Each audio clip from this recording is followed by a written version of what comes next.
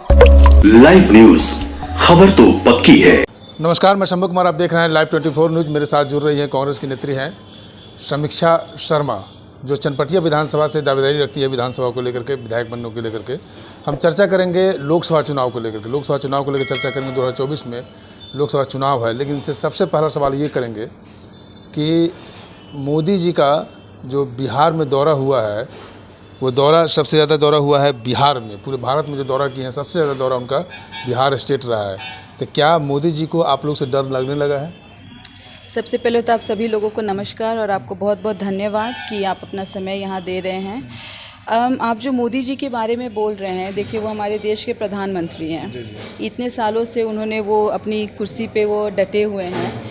अगर उन्होंने सही में बहुत अच्छे तरीके से काम किया होता तो ये जो बिहार का दौरा हो रहा है, ये उन्हें करने की ज़रूरत नहीं पड़ती। उनका काम बोलता, और ये हर उस बीजेपी उम्मीदवार के लिए जाती है जो पूरे बिहार में लड़ रहे हैं। अगर उन लोगों ने अपना काम किया रहता तो आज इतना अमित शाह और मोदी जी इन लोगों के आने की और इतने ज़्यादा दौरे करने की ज़रूरत नहीं पड़ती, बिकॉज़ उन लोगों का काम बोलता और जनता उसका रिवॉर्ड देती उन लोगों को। तो आई थिंक कि आपने जो सवाल पूछा है उसी में उसका जवाब है कि इतना दौरा क्यों किया जा रहा है आखिर, क्योंकि कहीं ना कहीं कमियां रह गई है। कहीं ना कहीं उन लोगों को है कि भाई हम लोगों ने जो प्रॉमिसेस किए थे, जो हम लोगों ने वादे दिए थे, वो तो ये लोग फुलफ़िल नहीं कर पाए हैं। ना बुलेट ट्रेन आई है, ना आप अपना हेल्थ व्यवस्था देखिए, आप एजुकेशन व्यवस्था देखिए, रोज़गार देखिए, यही सारे मुद्दे हैं ना। तो इस पर तो वो लोग डिलीवर किए नहीं हैं, तो फिर किस बात पे उन लोग वोट मांगेंगे? तो दौरे पे दौरे किए जा रहे हैं, लोगों को रिझाने का काम किया जा रहा है, जो उन लोगों का पेशा है। जो आपने जवाब दिया, उस जवाब में उन्होंने 2014 में जब एज ए पीएम जब लाल किला से भाषण दे रहे थे, उन्होंने कहा था कि मैं जब 19 में जाऊंगा तो स्कोर कार्ड लेके जाऊंगा कि आप स्कोर कार्ड ये देखिए, मैंने ये काम किया है। तो वो स्कोर कार्ड तो कहीं दिख नहीं रहा, वो कहीं दिखा नहीं रहे स्कोर कार्ड। दूसरा नंबर ये है कि जब आप एज ए पीएम यहाँ स्पीच देते हैं तो वही जंगल राज की बात करते हैं, जो आज से 15-20 साल पहले की बात हो रही है। आप ये नहीं बताते हैं कि आप 10 साल से मैं क्या किया हूँ, और या अगर मैं अगले चुनाव में आऊँगा तो ये क्या करूँगा। इस बात पर चर्चा नहीं होती है। चलिए, ये बात हो गई। अब हम बात कर रहे हैं, आप बेतिया और मोतिहारी दोनों लोकसभा में आपका एक ग्राउंड रहता है। क्या है पोजीशन बेतिया और मोतिहारी का, क्या मिजाज है? देखिए, दोनों जगह हम लोग बहुत कड़ी से कड़ी मेहनत कर रहे हैं, और मुझे उम्मीद है कि जो जनता है इस मेहनत को वो अप्रिशिएट करेगी। और जो आप रिपोर्ट कार्ड की बात कर रहे हैं, वो भले मोदी जी रिपोर्ट कार्ड जनता को नहीं दिखा रहे हैं, लेकिन जनता जो है वो उनको स्कोर ज़रूर कर रही है।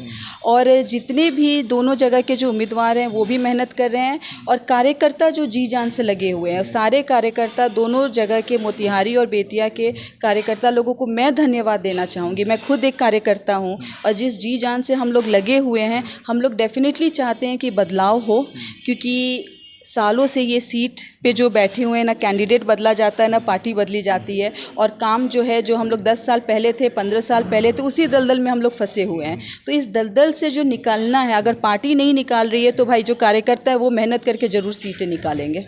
चलिए, मोदी जी पर हम चर्चा करेंगे। वो बार बार जब भाषण देते हैं तो ये बात की चर्चा हमेशा करते हैं कि कांग्रेस ने 70 साल में क्या किया। तो कांग्रेस ने 70 साल में क्या किया, तो आप लोग इसका जवाब काउंटर कैसे करते हैं, क्या जवाब देते हैं? मैं एक बहुत सिंपल सा बात बोलूँगी। जब नींव मजबूत रहेगी, उसी पे आप 10 मंजिला मकान बना सकते हैं, उसी पे आप 20 मंजिला मकान बना सकते हैं। तो आपको जो नींव जो है, भारत की जो नींव है, वो किस पार्टी ने दी है? वो पार्टी जो है वो कांग्रेस पार्टी है। तो कांग्रेस पार्टी ने एक नींव दी है, उस पर वो काम करते करते 70 साल आपका जो देश आज़ाद हुआ और आज तक की जो जर्नी है, या 70 साल तक की ही जर्नी दीजिए, उसमें बहुत सारे काम हुए हैं जो कि मोदी जी भूल रहे हैं। या तो याददाश्त उनकी कमज़ोर हो रही है। एम्स, IIT, आपका जो आधार कार्ड का निकला, मनरेगा निकला, ये सारा चीज़ देखिए, जब हमें आज़ादी मिली थी तो हमारा जो देश है वो बहुत सक्षम नहीं था। बहुत सारे उसमें इश्यूज़ थे जिसको एक लेवल पे लाने की ज़रूरत थी। हम लोग आज बैठकर बहुत सारी बातें बोल सकते हैं, हिस्ट्री के ऊपर कमेंट कर सकते हैं, नेहरू जी का, लेकिन हम लोग उस जनरेशन में थे नहीं। किस मुश्किलों से उन लोगों ने देश को निकाल के कहाँ तक पहुँचाया, ये वो लोग जानते हैं। तो ये बात कमेंट करना बाहर से बहुत आसान रहता है, लेकिन खुद उसमें रह के वो लड़ाई करना और देश को इस लेवल तक पहुँचाना कि हाँ, हम लोग जो डेवलपिंग कंट्रीज़ थे उससे हम लोग बढ़कर आज हम लोग उस वक्त US वगैरह में सारे हमारे इंजीनियर्स जाते थे, वो यहाँ पे सुविधा दी गई। IIT का जो रिकॉग्निशन ऑल ओवर वर्ल्ड में है वो ऑटोमेटिकली नहीं हो गया है, वो यहाँ के जो कांग्रेस थे उन्होंने बनाया। AIIMS one of the best hospital, Navodaya जो स्कूल चला वो गरीब जो दबके लोग के आते हैं उन लोगों के बच्चों के लिए चला। तो ये सारी जो चीज़ें हैं ये किसने, ये सुविधाएं किसने दी है? कांग्रेस पार्टी ने दी है। तो आज आपने उस पर आप उसको और ऊपर लेके गए हैं, जो कि कोई भी पार्टी रहती तो लेके जाती। तो आप ये नहीं बोल सकते कि सारा क्रेडिट आपका है। आप ले सकते हैं। चलिए, एक सवाल ये उठता है कि बात हो रही है, आप लोग जो कहीं भी वोट मांगने के लिए या संबोधन करते हैं जनता को, तो आरक्षण को लेकर के और संविधान खतरे में, इस बात को लेकर करते हैं। बीजेपी आएगी तो खतरे में है। वो लोग कह रहे हैं कि मोदी जी इसको कन्फेस कर रहे हैं। अब जो दूसरा या तीसरा दौरा हुआ है बिहार में, तो इस बात को वो फोकस करते हैं कि नहीं, आरक्षण ना खतरे में है ना संविधान खतरे। उल्टे आप पर इल्ज़ाम लग रहा है कि साउथ में जो है, जो मुस्लिम का जो ओबीसी का जो आरक्षण है वो आप मुस्लिम को कन्वर्ट कर दिए हैं। तो आप इसको कैसे पुष्टि कर रहे हैं? अगर आप कांग्रेस का घोषणा पत्र देखिएगा, उसमें आप ये देखिए कि मुस्लिम, हिंदू, सिख, ईसाई कहाँ पे वो मेंशन किया हुआ है। कांग्रेस जो काम करती है वो जनहित में काम करती है। ये क्वेश्चन आज के डेट में बैठकर रिलीजन के बेसिस पे डिस्कशन करना, इससे ज़्यादा शर्म की बात नहीं होगी। आप अगर जनगणना भी होती है तो वो आर्थिक स्थिति पे होनी चाहिए, जो कि कांग्रेस के मैनिफेस्टो में लिखा हुआ है कि जिसकी जितनी भागीदारी, जिसकी उसके बाद जिसका जो इनकम है, ऐसा नहीं है कि हाँ हर क्लास में सारे धनिक लोग हैं, उसमें गरीब तबके भी लोग होते हैं और उनका भी उतना ही हक होता है। तो आप कांग्रेस का मैनिफेस्टो देखिए कि हम लोग आगे क्या करने वाले हैं। वो रोजगार हो, वो आपकी नारी शक्ति का हो, आपके जो मजदूर हैं उनका है, जो किसान हैं उनका है, और आप बीजेपी का मैनिफेस्टो देखिए। चलिए, लास्ट सवाल ये रहेगा कि लोकतंत्र में सत्ता परिवर्तन कितना जरूरी है?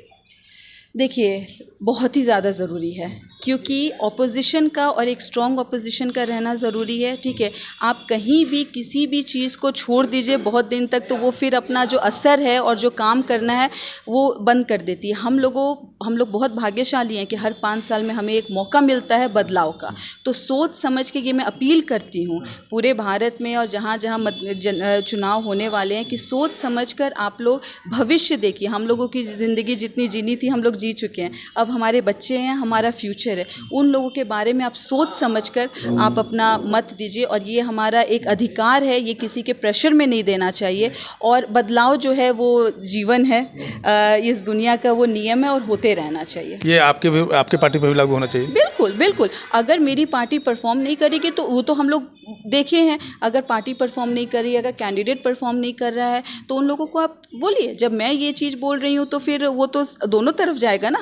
यही तो है कि भाई ऑपोजिशन क्यों होता है, इसी चीज़ के लिए होता है। सरकार और ऑपोजिशन, इसी की लड़ाई होती है। चलिए, कांग्रेस नेत्री है समीक्षा शर्मा जी हैं, इन्होंने साफ ईमानदारी से कहा कि अगर मैं भी काम नहीं करता हूँ जनता के साथ, जनता की भावनाओं को नहीं समझता हूँ, जनता के लिए मैं काम नहीं करता हूँ, ये रूल हमारे ऊपर भी लागू हुआ कि लोकतंत्र में सत्ता परिवर्तन होना जरूरी है। मैं शंभू कुमार, कैमरा जर्नलिस्ट यशोधर्मा के साथ, बेतिया। अगर मैं चैनल को लाइक और सब्सक्राइब नहीं किया तो लाइक और सब्सक्राइब करें। Thank you so much. Live news, खबर तो पक्की है।